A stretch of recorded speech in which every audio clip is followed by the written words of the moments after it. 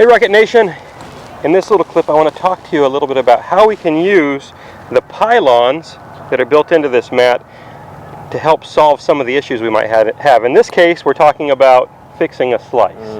It's one of the most common things that shows up on the lesson tee, right Henry? Yep. And generally,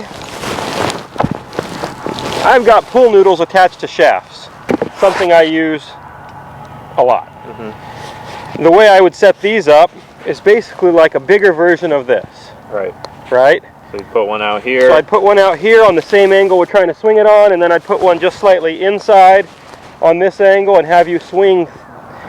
Basically, if this was a clock, it would be like swinging from 4 to 10 on the downswing, right? Right. So total opposite of what you would see in a slicer, where the club would get pitched outside. Yes. And then across from out to in. For sure. We're going to do the exact opposite. So we're doing the exact opposite, but this is like on a miniature scale. So you've just got the bottom little piece of the arc. Right. And this is, again, this goes back to why we really like this mat, is that for you guys at home there practicing, and maybe you have a Rukket net as well, this gives you immediate feedback. And you know, if you're not on turf or you don't have pool noodles or shafts or things like that, you just put this guy down and it gives you a clear understanding of what you need to address, right? For sure. So, okay, so you give me this little 10 to 4 drill, so talk me through how you want me to do this. So there's a couple ways we can do it. In the beginning, what I like you to start with is I like you to start the club out in front and no ball. So you're going to start the club out here, okay, and then you're going to swing back through that gate and then down through the gate. Okay, so kind of like this, huh? Somewhat like that. So it's kind of the opposite, and you can see when you do that the path is shifted way off to the right. And if anything, just these strikes alone, the ball where it would be, I'm almost hitting it a little off the toe. Something which would be, again, great for slicers because they tend to hit it off the heel. Yeah, they're hitting heel shots. And you're bottoming out before the ball, so we're going to have to clean that up a little bit, but that's the idea. Now, once we can do that somewhat, now let's throw a ball into the equation. Okay. And so now the goal is to feel the same pattern. So you might even start out over the ball, swing it back, and then hit the ball.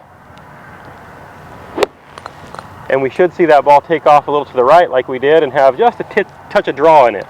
And it's different too because you're also learning to sort of release this where it's almost okay to have a little freedom, a little more, I don't know, we don't really call it flip. We don't really love roll and flip, but for those of us who've been hanging on and cutting across it, this can be a good feel to sort of let things go. Generally, if you're hanging on and cutting across, you've never felt how to let the momentum of the club get out, right? And so we're letting that go. So up here, back, and hit a little draw. Yep, and that would be a perfect little pattern for those that suffer from the dreaded over-the-top, outside-in slice. And you don't need to hit these very far.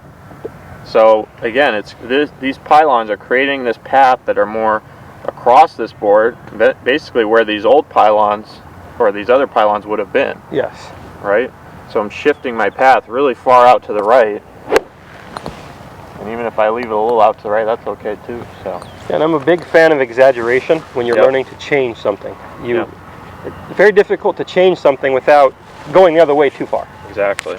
Cool. Well, we hope you guys enjoyed this little fix on addressing that dreaded slice, something we see all the time. So something like this at home can be a real simple exercise you can do to fix that.